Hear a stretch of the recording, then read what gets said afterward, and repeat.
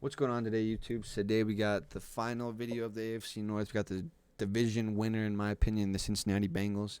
Joe Burrow gets another division championship under his belt, gets another um, double-digit win season. I don't know what I was going to say. I was going to say first round bye, but I forgot that that's only the first seed, and they're clearly not the first seed. If you saw the Chargers video, I have them going 15-2. Right now I have the Bengals going 13-4. But obviously, all these records are hinging on health, other stuff like that permitted during the season. Like I said, I have them going 13-4. Number 3 seed winning the AFC North.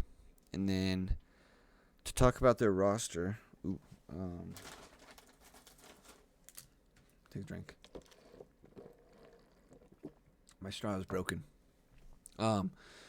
Take a look at their roster. Obviously, they have probably one of the best, if not the best, receiving corps in the NFL. Jamar Chase is a great wide receiver 1. Teagan's is probably a super underrated wide receiver 2. And then Tyler Boyd's probably the best wide receiver 3 in the league. You bring in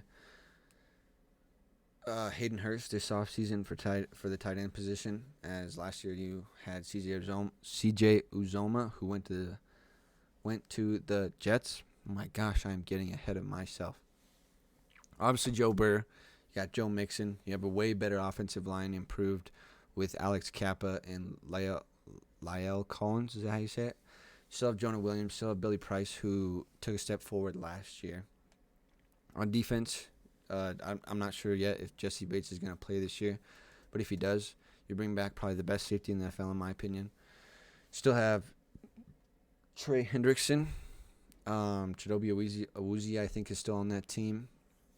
And then DJ Reader is probably one of the most underrated defensive tackles in the league. You got Logan Wilson in the back half of that front 7. Oh, my gosh. I cannot speak. And then, obviously, you got the Iceman himself, Evan McPherson, a kicker, who was just incredible last postseason through their incredible postseason run. He is one of the best kickers in the league. Honestly, he just was incredible. It's so cool to watch a kicker, or satisfying, I guess, to watch a kicker do what he's meant to do and make kicks. Like, obviously, I couldn't go out there and even attempt 50-yard kicks, but like, those guys are in the NFL for a reason. Like, when you miss a 45-yard field goal, it's like, that's not what you're paid to do. Like. I understand it's hard to do, but is that not that's the only thing you train for? You don't train to do anything else but kick field goals. Anyway, went on a rant there about kickers. I just think they're going to be super good. I think with that entire offense having another year to mesh, plus getting a better offensive line, I know it's going to take a little bit for that offensive line to gel. And obviously, La'el Collins has injury issues, so does Jonah Williams. I don't think Alex Kappa does, but I haven't really watched his career unfold in Tampa Bay. As before Tom Brady, they were kind of irrelevant. But I just think that offense is going to be super, super good this year. Probably top 3, I would say, if you got everyone staying healthy. Week 1, I have them, obviously. I'm just going to go through this one a little bit faster because it's just all the same. I'm going to be saying the same thing. Week 1 and Week 2, I have them beating the Steelers and Cowboys respectively. I just think they are better than them. I think they're going to score more points. That's obviously what you need to do when you want to win a football game. Week 3, I have them beating the Jets. I just don't think the Jets can take that step so far forward this year. I think they have a lot of good young talent. I think they have a really good defensive-minded head coach. And he's finally starting to get the pieces that he wants into his defense. This is a little bit low. And I just think that's what's going to really help Robert Saleh succeed. Week 4, I have them beating the Miami Dolphins. I just think with the new head coach, when the previous one wasn't bad, Tua Tagovailoa's ups and downs, the just absolutely, it's just a dumpster fire. Like, it's the losing a first-round pick, the owner's suspension, all this stuff going on with Brian Flores. It's just crazy. I just don't think it's a dumpster fire there. Even though the team on the field is going to be really good, I just think there's going to be a lot of adversity they have to face. It's just like when John Gruden got fired from the Las Vegas Raiders over all the email stuff. It's just going to be the same thing to me. Week 5, I have them dropping the game to the Ravens. I do have them splitting. I just have the home teams winning. In Week 6, I have them beating the New Orleans Saints. Obviously, if you've watched some of the other videos where the Saints have made an appearance, I just think the Saints roster as a whole has a ceiling. I think it can be a lot higher than what I think it is. But with Jameis Winston coming back from that ACL injury, him not having a lot of practice with that ACL injury, obviously, and that defense getting worse, losing Tron Armstead, I just think, and the addition of Tyrann Mathieu can make the bleeding stop from last year. But I just think the Saints have a very moderate ceiling depending on how Jameis Winston plays. Week 7, I haven't beaten the Falcons. Don't need to explain that one. Week 8, I have them losing to the Cleveland Browns. As of the moment I record this, this is August 9th. The Deshaun Watson suspension is only 6 games, so Deshaun Watson, in my opinion, will come out of this 6-game stretch on a tear. In Week 9, I haven't beaten the Carolina Panthers. I don't think that one's too much of a stretch either. I think that could be very well a possibility. In Week 11, I have them beating the Pittsburgh Steelers. Sorry, something went off on my screen over here. Week 11, I have them beating the Pittsburgh Steelers. In Week 12, I have them beating the Tennessee Titans.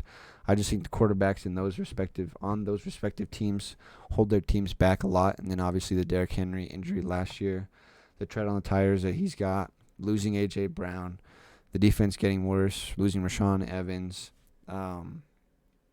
Obviously, Caleb Farley can have a great year. I don't think he played much last year.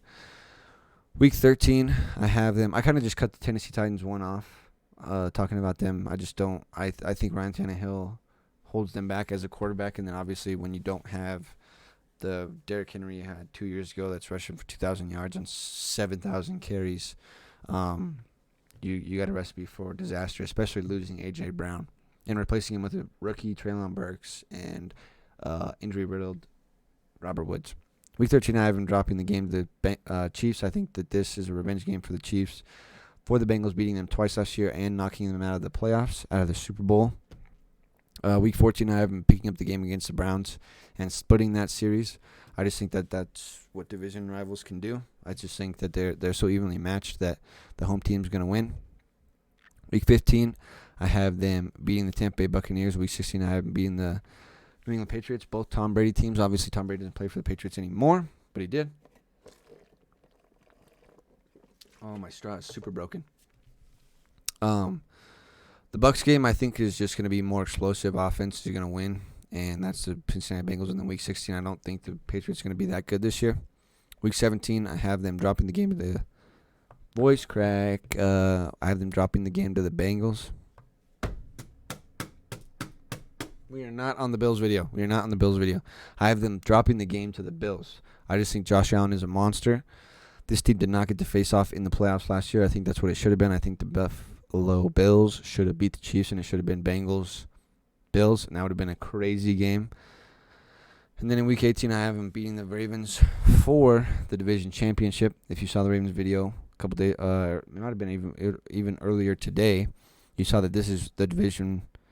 This is for the division. If the Ravens win, the Bengals go down to 7th seed. Bengals win, they go up to the 3 seed. So, division championship, the first one of the series so far, and I have the Bengals coming out on top. Obviously, the Chargers, I've done 2 divisions, and the Rams, Chargers, and Packers have run away with those divisions. So, I did 3, actually. I think that's going to be it, though. I don't think I have anything else to add.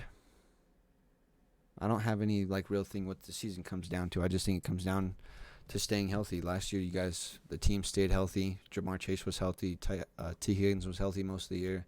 Tyler Boyd was healthy most of the year. Joe Burrow came back from his injury with a vengeance. Joe Mixon was healthy. The offensive line was healthy this year. It gets better. Defense was super healthy. That's all it comes down to is staying healthy, putting your nose to the grindstone, and winning games like you did last year. So, make sure to hit the like button. Make sure to comment what you think I missed in this list and what you think I made, what you think I hit on. And then subscribe to help the channel grow to places that it has yet to grow. Peace.